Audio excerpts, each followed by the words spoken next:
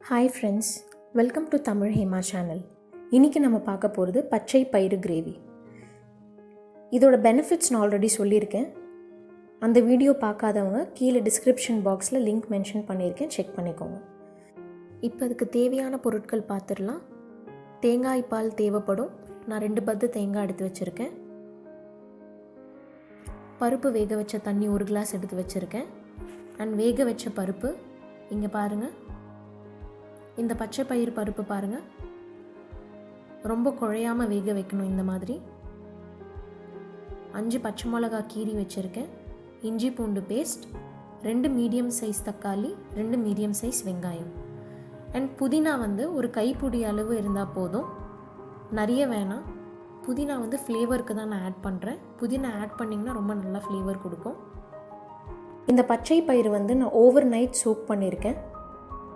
இப்போ நம்ம இந்த பச்சை பயிரை வேக வைக்க போகிறோம் குக்கரில்.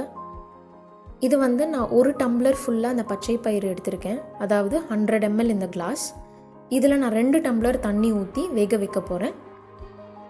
நீங்கள் இந்த பருப்பு ஓவர் நைட் சோக் பண்ணதுனால இது நல்லாவே ஊறி இருக்கும்.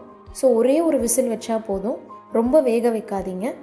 அப்படி ரொம்ப வெந்துடுச்சுன்னா இந்த பருப்பு ரொம்ப குழஞ்சி போயிடும். இப்போ நான் அது குக்கரில் ஆட் பண்ணிவிட்டேன். ஒரு விசிலில் வச்சு எடுத்துடலாம். இப்போ நம்ம மசாலா ரெடி பண்ணிடலாம். பேன் ஹீட் பண்ணுங்கள். பேன் ஹீட் ஆனதுக்கப்புறமா இதில் நல்லெண்ணெய் ஆட் பண்ணிக்கோங்க. நல்லெண்ணெய் 7 to 8 டேபிள் ஸ்பூன் நல்லெண்ணெய் ஆட் பண்ணிக்கலாம். உங்களோட ஃபுட்டில் நல்லெண்ணெய் சேர்த்துக்கிறது ரொம்பவே நல்லது. நான் இப்போ நல்லெண்ணெய் ஆட் பண்ணியாச்சு. எண்ணெய் சூடானதுக்கப்புறமா நான் ஒரு பிரிஞ்சி இலையை ஆட் பண்ணுறேன். 1 டேபிள் ஸ்பூன் சோம்பு ஆட் பண்ணுறேன். இப்போ 2 ஏலக்காய், 2 கிராம்பு ஆட் பண்ணிக்கலாம்.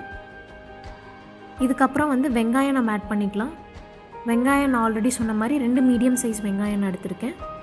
வெங்காயம் ஆட் பண்ணிவிட்டு மிக்ஸ் பண்ணி விட்டுருங்க. வெங்காயம் வதங்கிறதுக்கு நம்ம கல்லுப்பு ஆட் பண்ணிக்கலாம். நான் 1 டேபிள் ஸ்பூன் கல்லுப்பு ஆட் பண்ணுறேன். ஆட் பண்ணிவிட்டு வெங்காயம் நல்லா வதங்கட்டும், மிக்ஸ் பண்ணி விட்டுருங்க. இப்போ நான் 5 பச்சை மிளகாயை கீரி வச்சுருக்கேன் இல்லையா, அதையும் ஆட் பண்ணி நல்லா மிக்ஸ் பண்ணிடுறேன். இது நல்லா வதக்கி விட்டுருங்க, கோல்டன் ப்ரௌன் ஆகட்டும். கோல்டன் ப்ரௌன் ஆனதுக்கப்புறமா நம்ம இஞ்சி பூண்டு பேஸ்ட் ஆட் பண்ணிக்கலாம். நான் 2 டேபிள் ஸ்பூன் இஞ்சி பூண்டு பேஸ்ட் ஆட் பண்ணியிருக்கேன். இது பச்சை வாசனை போகிற அளவுக்கு நீங்கள் நல்லா வதக்கி விட்டுருங்க. இப்போ நல்லா வதங்கிடுச்சு. இந்த டைமில் நம்ம புதினா ஆட் பண்ணிக்கலாம். ஒரு கைப்பிடி அளவு புதினா ஆட் பண்ணால் போதும். ஃப்ளேவர் நல்ல ஃப்ளேவர் கொடுக்கும் உங்களோட கிரேவிக்கு. இது எல்லாமே நல்லா மிக்ஸ் பண்ணிவிடுங்க. இந்த ஸ்டேஜில் நம்ம தக்காளி ஆட் பண்ணிக்கலாம். நான் 2 மீடியம் சைஸ் தக்காளி ஆட் பண்ணுறேன். ஆட் பண்ணிவிட்டு இது எல்லாமே நல்லா வதக்கி விட்டுருங்க. இப்போ பாருங்கள், இதெல்லாம் மிக்ஸ் ஆகி நல்லா வதங்கிடுச்சு.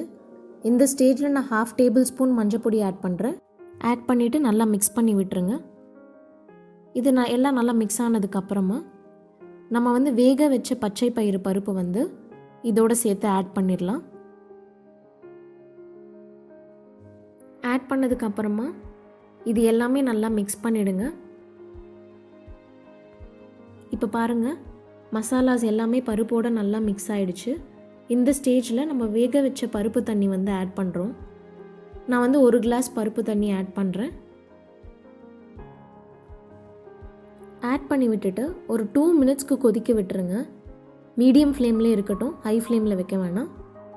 ஒரு 2 மினிட்ஸ்க்கு கொதிச்சதுக்கப்புறமா நம்ம அரைச்சி வச்ச தேங்காய் பால் எடுத்துக்கலாம். அதுவும் நான் 1 கிளாஸ் தான் ஆட் பண்ண போகிறேன். ஆட் பண்ணிவிட்டு ஒரு 10 மினிட்ஸ்க்கு கொதிக்க விட்டுருங்க. மீடியம் ஃப்ளேம்லேயே இருக்கட்டும். இங்கே பாருங்கள், இப்போ நம்மளோட கிரேவி நல்லா கொதிச்சிடுச்சு. இந்த ஸ்டேஜில் நம்ம கொத்தமல்லி ஆட் பண்ணிடலாம். கொத்தமல்லி ஆட் பண்ணிட்டீங்கன்னா இதை நீங்கள் ஸ்டவ் ஆஃப் பண்ணிவிட்டு இறக்கி வச்சிடலாம். அவ்வளோதான் ஃப்ரெண்ட்ஸ், நம்மளோட பச்சை பயிறு கிரேவி ரெடி.